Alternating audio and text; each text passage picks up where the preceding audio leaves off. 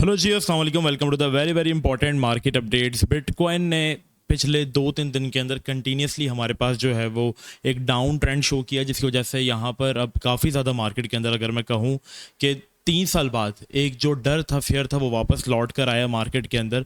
और ये एक बहुत बड़ी इंडिकेशन है कि यहाँ पर एक बाय सिग्नल हमें जो है वो हिस्टोरिकल जो है वो मिल रहा है, जो कि लास्ट टाइम हमें 3 साल पहले मिला था।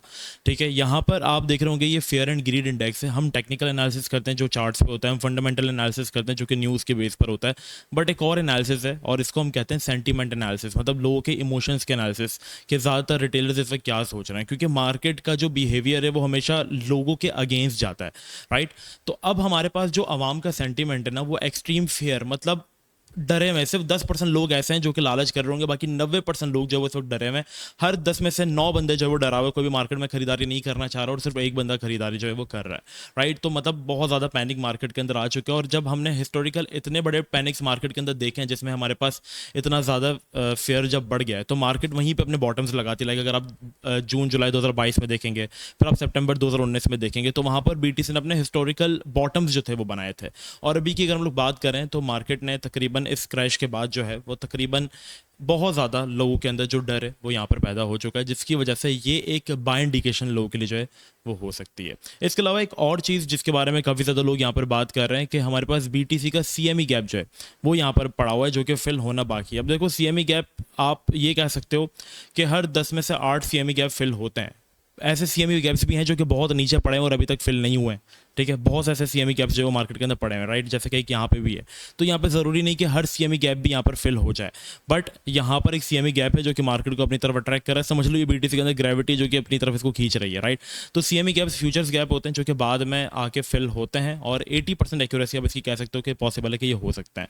और अगर बीटीसी ने अपना ये रीजन ब्रेक किया भी है 85 वाला, अगर इसके बिलो क्लोज करता है, फिलहाल क्लोजिंग नहीं हुई, कल हमने देखा कि काफ़ी मैनिपुलेशन हुई, मार्केट इसके नीचे गई है, बट इसके बिलो अभी तक कोई क्लोज नहीं हुई। और इसके पीछे एक न्यूज़ है, और वो न्यूज़ क्या है कि यहाँ पर जो टैरिफ्स हमारे पास ट्रंप मैक्सिको और कनाडा के ऊपर लगा रहा था, वही टैरिफ्स ट्रंप ने अब यूरोप के ऊपर जो है वो लगाना स्टार्ट कर दिए, और कल उसका बिल भी साइन कर दिया है। तो यहाँ पर एक बहुत बड़ी खतरे की घंटी है। डोनाल्ड ट्रंप, जिसको हम बहुत बड़ा कुछ समझ रहे थे कि मार्केट को आके बहुत अच्छा कर देगा, उसने मार्केट की ऐसी की तैसी, सही बताऊँ आज काफ़ी ज़्यादा लोगों को इस चीज़ पर यकीन हो रहा होगा कि डोनाल्ड ट्रंप से बेहतर जो पहले हुकूमत थी, जब गैरी गैंसलर ने क्रिप्टो की औकात में रखा हुआ था, उस वक्त क्रिप्टो ठीक थी। इन्होंने आके क्रिप्टो को बहुत ज़्यादा कमर्शलाइज कर दिया है, हंसी मजाक लगा के रखा हुआ है ना, मतलब डोज नाम की पूरी एक इंडस्ट्री बनाकर डाल दी इन्होंने गवर्नमेंट के अंदर। फिर इसके अलावा अपने खुद के मीम कॉइन्स बना के डाल रहे हैं। ट्रंप अपना मीम कॉइन बनाकर लोगों के साथ स्कैम कर रहा है, स्कैम ही कर रहा है वो भी। उसने बस उस दिन बाउंस दिया था जिस दिन वो लिस्ट हुआ था, उसके बाद से अब तक ट्रंप कॉइन 80% डाउन है। अर्जेंटीना का प्रेसिडेंट लिब्रा टोकन बना के स्कैम कर रहा है, ट्रंप की बीवी मिलानी अपना टोकन बना के स्कैम कर रही है। लोगोों से कौन पूछेगा कि ये जो ये हरकतें कर रहे हैं यहाँ पर। तो ये मार्केट को और गंदा कर रहे हैं, और कुछ नहीं, बस इन्होंने देखा कि एक लो कैप एसेट है जिसके साथ ये लोग मजाक मस्ती कर रहे हैं, नथिंग एल्स। इस चीज़ की प्रेडिक्शन अपने अपने व्हाट्सएप चैनल में भी की थी जब ट्रंप की स्पीच थी बिटकॉइन डे के ऊपर, आपको याद होगा। और मैंने कहा था कि सिर्फ अपना वोट बैंक जमा करने के लिए ये भी क्रिप्टो क्रिप्टो कर रहे हैं, बाद में कि यही क्रिप्टो का मजाक बनाएगा। और आप देख सकते हो कि यहाँ पे अभी ये क्या कर रहे हैं। हमें ऐसा लग रहा है कि ये क्रिप्टो के साथ स्टैंड कर रहे हैं, बट एक्चुअल में ये आपके साथ, हमारे साथ खेल कर रहे हैं और कुछ भी नहीं कर रहे, सिर्फ नचा रहे हैं आप लोगों को, नथिंग एल्स। और एक्चुअल में ट्रंप हुकूमत कर भी नहीं रहा, हुकूमत एलॉन मस्क ही कर रहा है, बस ट्रंप एक पपेट, आप ये समझ सकते हो। राइट। तो यहाँ पर पहले Donald Trump, Elon Musk Twitter के थ्रू अपने कॉइन्स को पंप करता था, वो ट्रंप के थ्रू अपनी चीज़ों को पंप करता है, नथिंग एल्स, चीज़ें वही हैं। तो यहाँ पर बस थोड़ा सा इन्होंने जो है वो क्रिप्टो को कचरा कर दिया, इतना ज़्यादा कमर्शलाइज कर दिया कि इसकी जो एक मूवमेंट हुआ करती थी, जो इसका एक काइंड ऑफ चीज़ें हुआ करती है, वो सारी चीज़ें इसकी खत्म होती जा रही हैं। तो काफ़ी ज़्यादा कमर्शलाइज आप कह सकते हो कर दिया है। बट नाउ एक चीज़ अगर हम देखेंगे, आपको याद होगा लास्ट टाइम भी मैंने आपसे एक चीज़ कही थी कि मेरे जो एरियाज़ हैं बियर मार्केट में, उस वक्त तक मैं कहूँगा कि स्टार्ट नहीं हुई जब तक हम लोग 75 के 73 के होल्ड कर लेते हैं। रीज़न इसके वजह काफ़ी सिंपल है। आपको याद होगा लास्ट टाइम भी हमने बीटीसी के अंदर कुछ इसी तरीके का मूव जो है वो बनाया था 2021 के अंदर यहाँ पर। ठीक है, एवरीवन वाज एक्सपेक्टिंग कि अब ये टॉप है और अब मार्केट नीचे की तरफ जा रही है। सेम आप देख लो कि यही इस तरीके का मोमेंटम मार्केट ने इस पॉइंट पे भी जो है वो मेंटेन किया, और उतने ही दिन की यहाँ पे कंसोलिडेशन की। राइट। और इसके बाद बीटीसी जो है वो ऑलमोस्ट इतना ज़्यादा गिर गया कि किसी को यकीन ही नहीं था कि अब बुल मार्केट आएगी भी। ठीक है, लाइक 50% क्रैश करके, और उसके बाद बीटीसी ने अपना नया ऑल टाइम हाई भी हिट किया 2 महीने बाद ही जाकर। और यहाँ पर भी इस पॉइंट पे भी अगर आप एक्सट्रीम फेयर इंडेक्स को देखोगे, तो जैसे कि मैंने बताया जून 2021 में ये बिल्कुल 10-9 पर आया हुआ था, तो यही इंडिकेशन थी कि यहाँ पर ही आ गया। उस वक्त हमारे पास एक सपोर्ट थी जो कि हम देख रहे थे, it was weekly 50 moving average, और ये समझ लो कि बुल और बेयर मार्केट के बीच में एक बॉर्डर है, जो कि हमने लास्ट टाइम भी आपको वीडियो में बनाया था।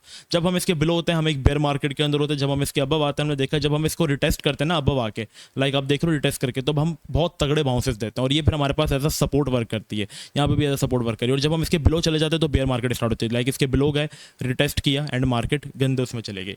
फिर जब हम इसके अबव आ गए दोबारा, तब हमने देखा कि मार्केट 2023 की जो बुल मार्केट है जो स्टार्ट हो गई है, और यहाँ पर अब इसने जो है वो इसी को सपोर्ट बनाकर जो वो बाउंस कर रही है। So for in my opinion, मेरे ओपिनियन, मुझे ऐसा लगता है कि यहाँ पर जब तक हम लोग अपने इस रीजन को होल्ड करते हैं, that will be around like 73 to 75 के डॉलर्स, और यहाँ पर पिछले जोन की एक काइंड ऑफ आप कह लो कि एक सपोर्ट भी मेंटेन हुई हुई है, तो हम यहाँ पर थोड़ा सा इसको मैनिपुलेशन करके इसके नीचे आगे पीछे आ सकते हैं। और जब तक हम लोग 70,000 आप समझ लें कि एरिया को हम होल्ड कर रहे हैं ना, हम बेयर मार्केट में नहीं, हम स्टिल एक अच्छी हेल्दी मार्केट के अंदर जो है वो सर्वाइव कर रहे हैं। और यहाँ पर अगर आप ऑन चेन के हिसाब से देखोगे तो यहाँ पर काफ़ी लोग इसकी बाइंग भी कर रहे हैं, जैसे कि यहाँ पर मेटाफॉर कंपनी इसको बाय कर रही है कंटिन्यूसली, ईटीएफ्स इसके बीटीसी के कंटिन्यूसली बाय हो रहे हैं, plus Michael Saylor continuously BTC को बाय कर रहे हैं, इवन ट्रंप तक बीटीसी को बाय कर रहे हैं। तो यहाँ पर ऑन चेन के हिसाब से, टेक्निकल के हिसाब से, वी डोंट थिंक यहाँ पर अभी जो है वो बेयर मार्केट जो है वो स्टार्ट हुआ है। Still we are in a consolidation phase, और यहाँ पर स्टिल एक ऑल सीजन जो है वो पेंडिंग है। फिलहाल एक चीज़ मैंने अच्छी नोट की, वो ये थी कि बीटीसी जो है वो डंप कर रहा था, बट यहाँ पर बीटीसी डोमिनेंस भी साथ में जो है वो रिजेक्ट हुई है, जिसकी वजह से कल हमने देखा कि ऑल्ट्स इतना ज़्यादा नूक नहीं हुए जितना ज़्यादा इनको एक्चुअल में होना चाहिए था, जितनी मूव पे ही हो जाते हैं। मतलब कल जिस तरीके का बीटीसी ने रात को मूव दिया कि 88 के से सीधा बीटीसी 82 के पे जो आया है, उसमें ऑल्ट्स की हालत तबाह और बर्बाद हो जानी चाहिए थी। बट द गुड थिंग के ऑल्ट्स काफ़ी अच्छा होल्ड कर रहे थे, इवन सोलाना काफ़ी प्रोजेक्ट्स अच्छा होल्ड कर रहे थे, इवन ईथ भी होल्ड कर गया, इतना ज़्यादा मूव नहीं आई। अब देखो ईथ का मैं क्या एक्सपेक्ट कर रहा हूँ, बहुत सारे ऑल्ट्स का मैं यही सिनेरियो एक्सपेक्ट कर रहा हूँ कि सब में एक ऐसी विक लगी है, राइट, जैसा कि हमारे पास ईथ के अंदर पहले भी लगी थी, $1,000-1,200 की विक नीचे की। लास्ट टाइम भी हमारे पास 3500 से सीधा क्रैश होकर जो था वो 2100 पर आया, तो इस बार भी यही हुआ कि 3400 से क्रैश करके सीधा 2100 पर आया। इसके बाद मार्केट ने जब एक विक दी थी तो फॉरन से बाउंस नहीं हुई थी, बीटीसी ने अपने इन गैप्स को, विक्स को जो था वो फिल किया था यहाँ तक आके, तो ये विक हमारे पास यहाँ पे भी फिल हो गई है, राइट। तो यहाँ पर इसके बाद एक हैवी कंसोलिडेशन हमारे पास समझ लो बाकी है, कम से कम ये कंसोलिडेशन अगर लास्ट टाइम हमारे पास हुई थी, तो अब भी कंसोलिडेशन हमारे पास जो है वो एक्सपेक्टेड है कि कितनी पॉसिबल है कि हो सकती है, कम से कम 1 महीना कंसोलिडेशन हम लोग और होते हुए देख सकते हैं, राइट। और इसके बाद फिर हम देखेंगे कि अगर ईद बाउंस करता है तो काफ़ी और उसी मोमेंटम को जो है वो फॉलो करेंगे। अभी की बुल मार्केट के अंदर एक चीज़ मैं ये नोट कर रहा हूँ कि मार्केट एक कंटिन्यूसली ऑल्ट सीजन नहीं दे रही है, सिर्फ थोड़ी थोड़ी रैलीज आ रही हैं। जैसे कि ईथ यहाँ पे बाउंस हुआ तो ऑल्ट्स कर गए फरवरी में, 2024 में फरवरी।